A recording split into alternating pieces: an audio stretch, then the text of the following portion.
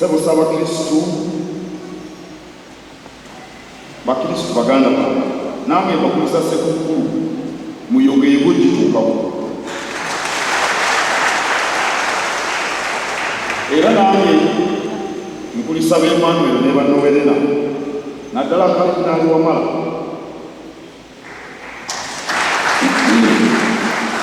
waliwo netwala lwaganda Emmanuel ali erudda eno nasaalirwa nnyo obutaba nammwe nga tujja kuza emyaka 15 gya Kalidinaali nange ebirowoozo byange ndowooza amasavu ga sekukulu nalyo si ddungi nasaalira nnyo obutaba nammwe Ssaabasumba ng'ategedde emyaka 25 egy'obwa Kalidinaali Wamala bali siri mu ggwanga naye tumuyozaayoza nnyo Kalidinaali waffe.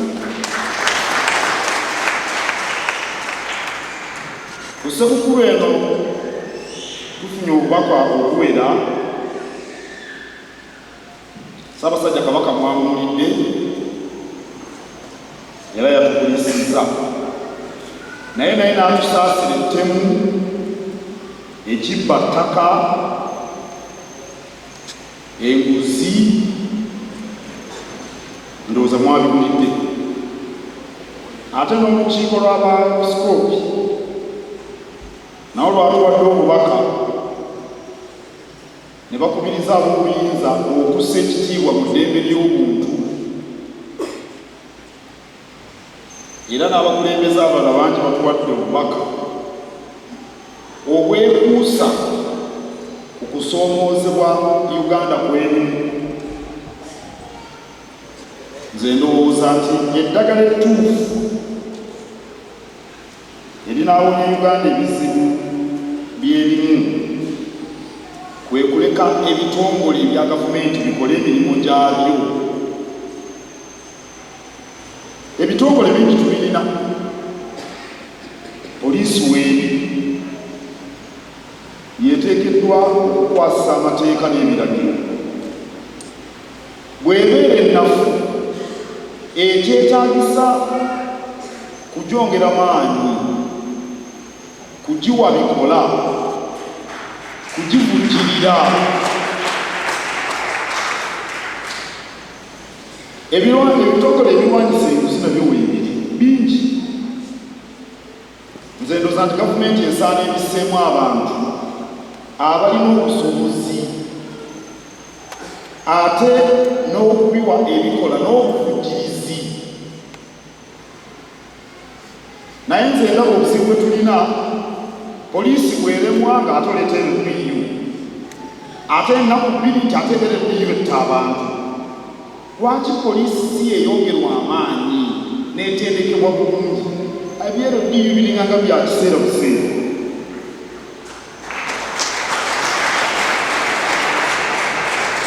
Abalwanyisa enguzi bano bwe balemwa ng'ate bateekawo bali abalala ng'ate bateekawo nabali.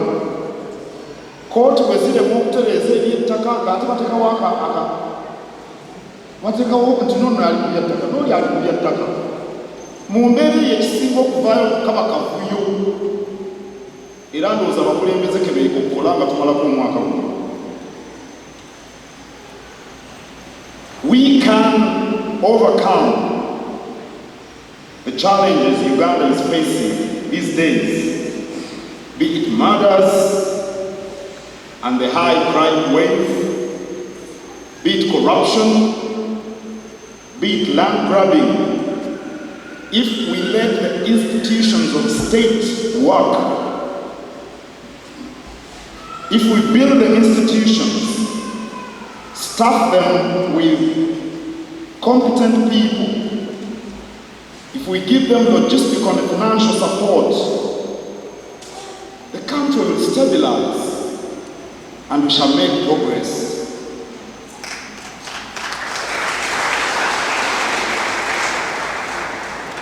Tusaana nno bannaye okwefumiitiriza ennyo obubaka Ssaabasajja Kabaka bwe yatuwadde era tufube okulaba nti 2020 aba mulungi okusinga 2019. Kammalirize nga mbawa amawulire gano.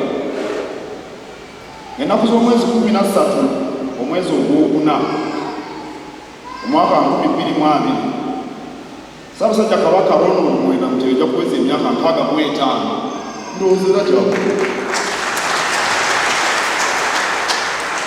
Lujja kuba lunaku oluddirira Paasika era Ssaabasajja yasiimye okulukwatira wano mu Lutikko e Lubanga.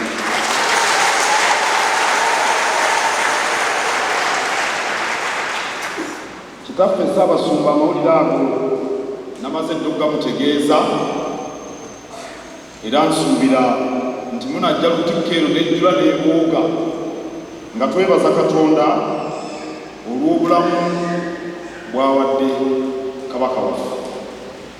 Mbeebaza emirimu gyonna gye mukoze egyammwe egya gavumenti ya Kabaka n'egya gavumenti eya wakati n'abalala bakoze emirimu mu Kereziya na yonna gye mubeera. Mbaagaliza 2020 ajjudde ebibala.